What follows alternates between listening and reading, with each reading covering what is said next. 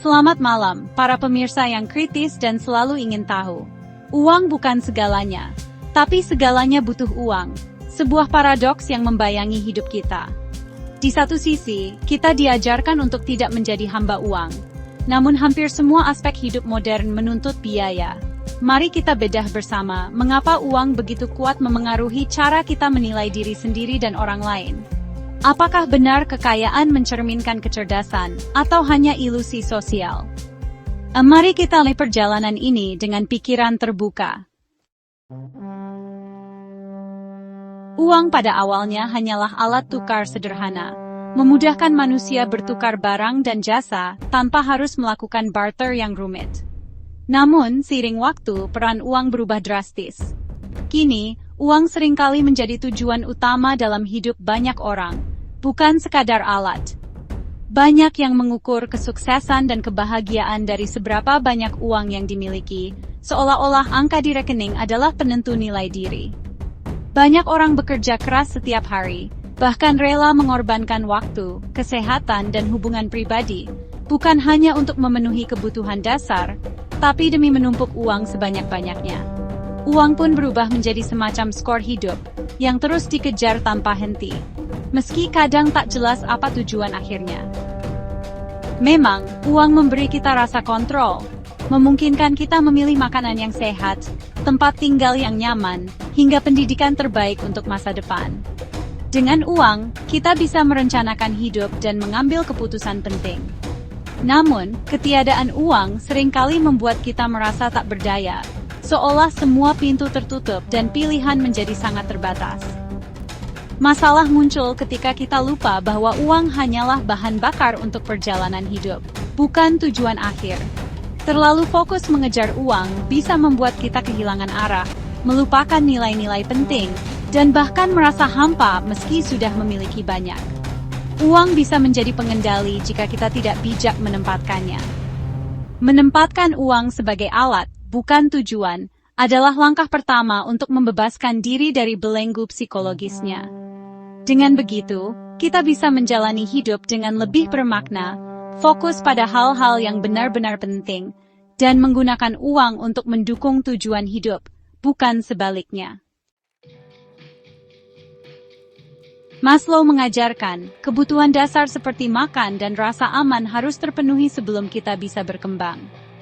Uang adalah kunci untuk dua tingkat pertama. Tanpa uang, sulit makan atau punya tempat tinggal.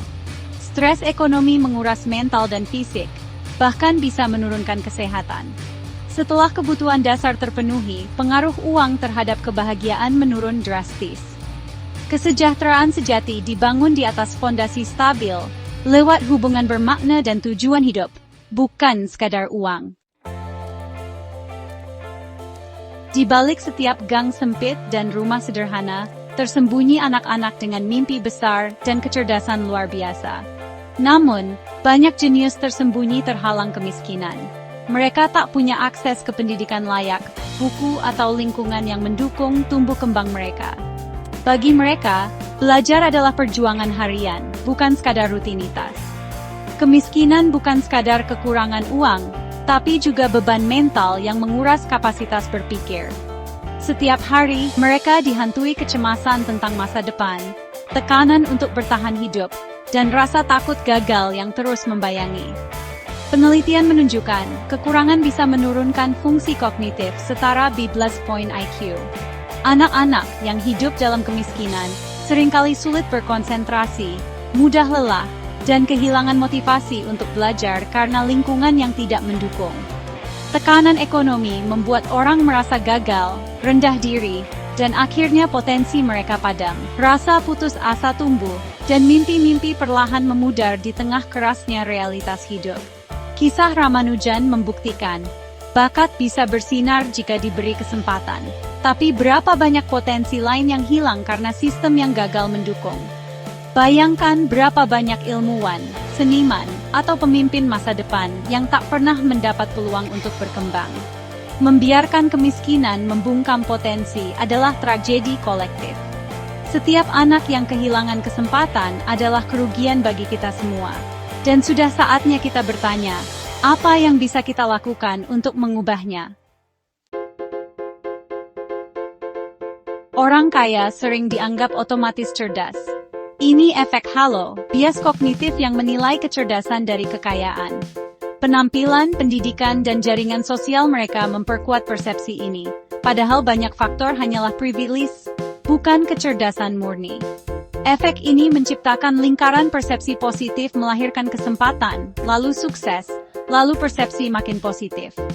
Menghormati pencapaian itu baik, tapi menganggap kekayaan sebagai indikator utama kecerdasan adalah keliru. Kecerdasan sejati bisa datang dari mana saja, seringkali dari tempat yang tak terduga. Apakah uang berhubungan dengan kecerdasan? Tidak secara langsung, uang memberi akses, bukan menentukan IQ. Akses ke gizi, pendidikan, dan lingkungan mendukung menciptakan perbedaan besar dalam pencapaian.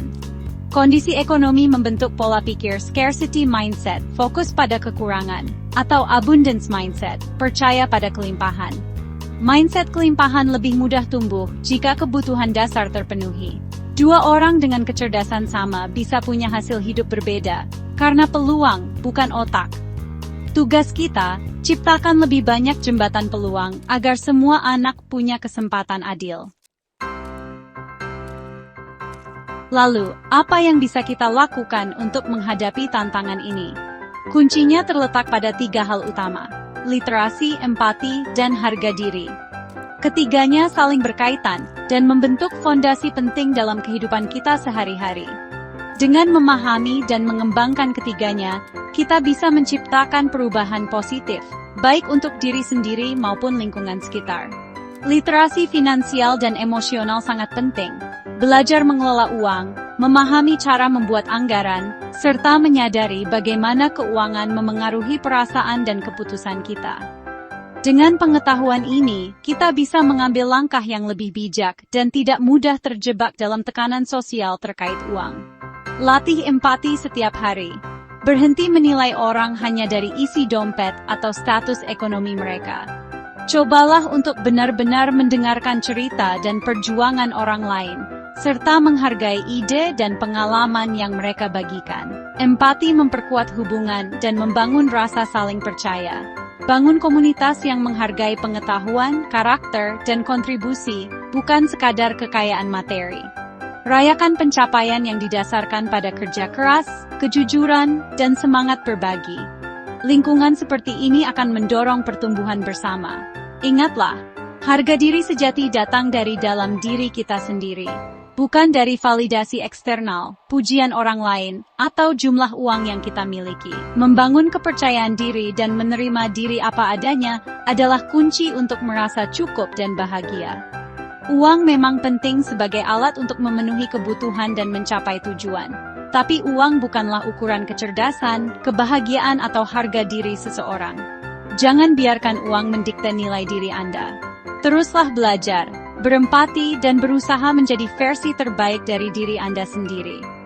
Inilah makna kekayaan sejati, pertumbuhan, hubungan yang tulus, dan rasa percaya diri yang kuat.